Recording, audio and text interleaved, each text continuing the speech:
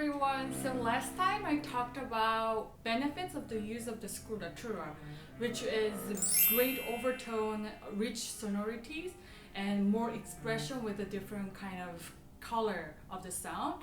So this time we're gonna talk about the challenge. As a cellist, we are not really used to transposing. If a woodwind player like clarinet, they have two instruments which is in two different keys, and they're used to it. But for us, if we see notes on the score, that's what we hear.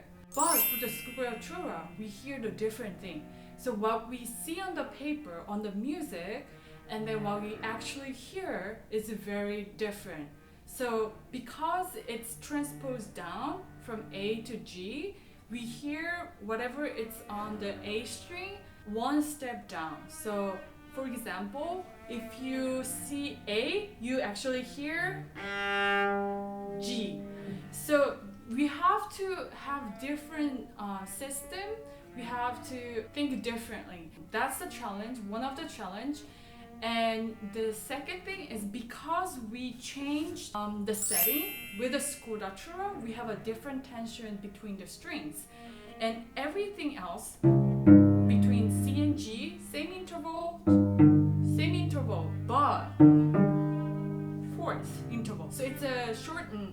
So because it's a different interval, it fluctuates the stability. So that's gonna make it hard to be in tune because it goes out of tune pretty often, especially for my cello. So I have to make sure that it is in tune very often. So that's the two things. Lastly, you have to make a musical decision depending on what kind of sound you want. There are more variety of what you can do, and now I'm gonna show you how it is different with the example. So with the challenge of Scordatura, when you look at the music for right on the fugue on measure 27, you see, right? And you can do, if you're playing without the Scordatura, you only have this option. Because you don't have G on A string, supposedly A string, when there's no Scordatura. But with the Scordatura, thankfully, we have open string G, so we just play like a chord. But if you want a different sound, you can actually do depending on it.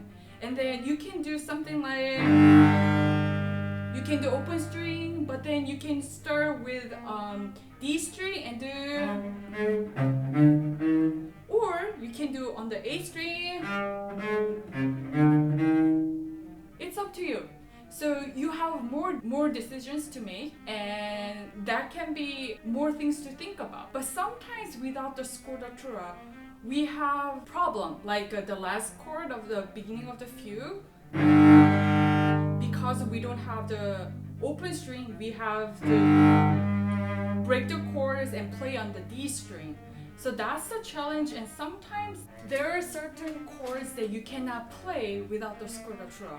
So we have to play around, and you have to find another way to do it without the Scordatura. What I do with Scordatura, I play the C minor scale. Like you see on the bottom, you can play, instead of a G here, play open string, and then do the same thing with the harmonic C minor scale as well. So you get used to the structure and the system, so your brain is getting used to it. I think as a human being, we need a certain time because we learned in a different setting for entire life.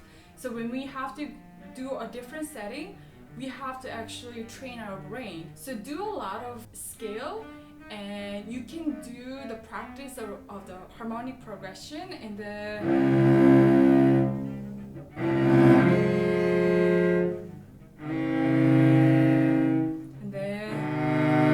because almost each bar there's a harmonic changes. So that's the tip that I can give you. And if you have more questions about more detailed information, please let me know. I will try to explain it for the next one.